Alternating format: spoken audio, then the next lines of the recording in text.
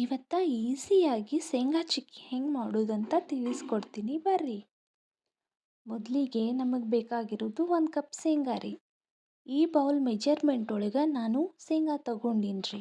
ಆಮೇಲೆ ನಮಗೆ ಎಷ್ಟು ಬೇಕಷ್ಟು ಬೆಲ್ಲ ತೊಗೋಬೇಕ್ರಿ. ಇಷ್ಟು ಬೆಲ್ಲ ತೊಗೊಂಡಿನಿ ರೀ.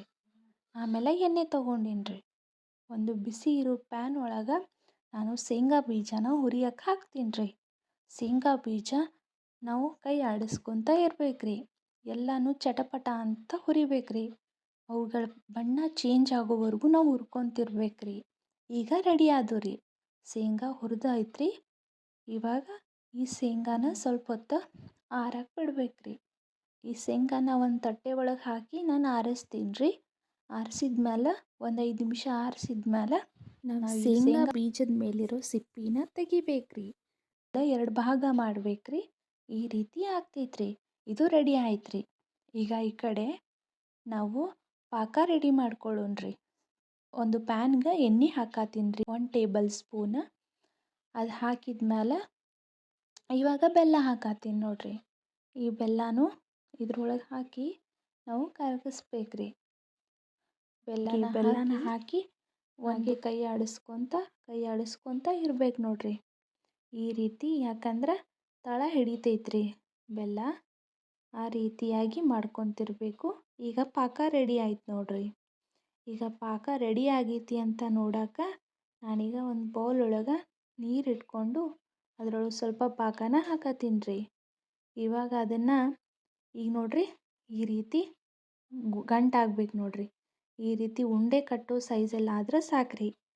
ಪಾಕ ರೆಡಿ ಆಗೈತಿ. ಇದಕ್ಕೆ ನಾನು ಶೇಂಗಾ ಬೀಜ ಹಾಕ್ಕೊಳತ್ತೀನಿ ರೀ. ಇವಾಗ ಕೈ ಬಿಡದೆ ತಿರುಗಾಡ್ಕೊಂತಿರ್ಬೇಕ್ರಿ. ಇದು ರೆಡಿ ಆಗಿತ್ತಂತ ಅರ್ಥ ರೀ. ಇವಾಗ ಇದನ್ನು ಕೈ ಬಿಡದೆ ಕೈ ಆಡಿಸ್ಕೊತ ಇರ್ಬೇಕ್ರಿ. ಯಾಕಂದ್ರೆ ಪಾಕ ಗಟ್ಟಿ ಇರೋದ್ರಿಂದ ಹೀರ್ಕೊಂಡ್ಬಿಡ್ತೈತಿ ಬೇಗ ರೀ. ಆಮೇಲೆ ನಾನು ಅಲ್ಲೇ ಒಂದು ಗ್ಯಾಸ್ ಕಟ್ಟಿ ಮೇಲೆ ಎಣ್ಣೆ ಹಚ್ಚಿ ಇಟ್ಟಿದ್ದೆ ರೀ. ಅಲ್ಲಿ ಹಾಕತ್ತೀನಿ ನೋಡ್ರಿ. ಈಗ ಹಾಕಿದ್ಮೇಲೆ ಇದನ್ನು ಪೂರ್ತಿಯಾಗಿ ಬಿಸಿ ಬಿಸಿಯಾಗಿರೋವಾಗಲೇ ಹಾಕ್ಬೇಕು ನೋಡ್ರಿ. ಆಮೇಲೆ ಈ ರೀತಿ ಮಾಡ್ತೀನಿ ರೀ. ಸ್ಮ್ಯಾಶ್ ಒಂದು ಲಟ್ಟಣಿಗೆಯಿಂದ ಮಾಡೀನಿ ರೀ. ಈ ರೀತಿ ಸೇಪ್ ಕೊಟ್ಟೀನಿ ರೀ.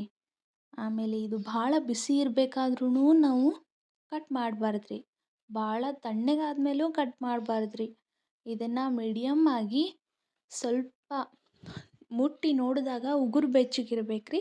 ಆವಾಗ ನಾವು ಇದನ್ನು ಕಟ್ ಮಾಡಬೇಕ್ರಿ.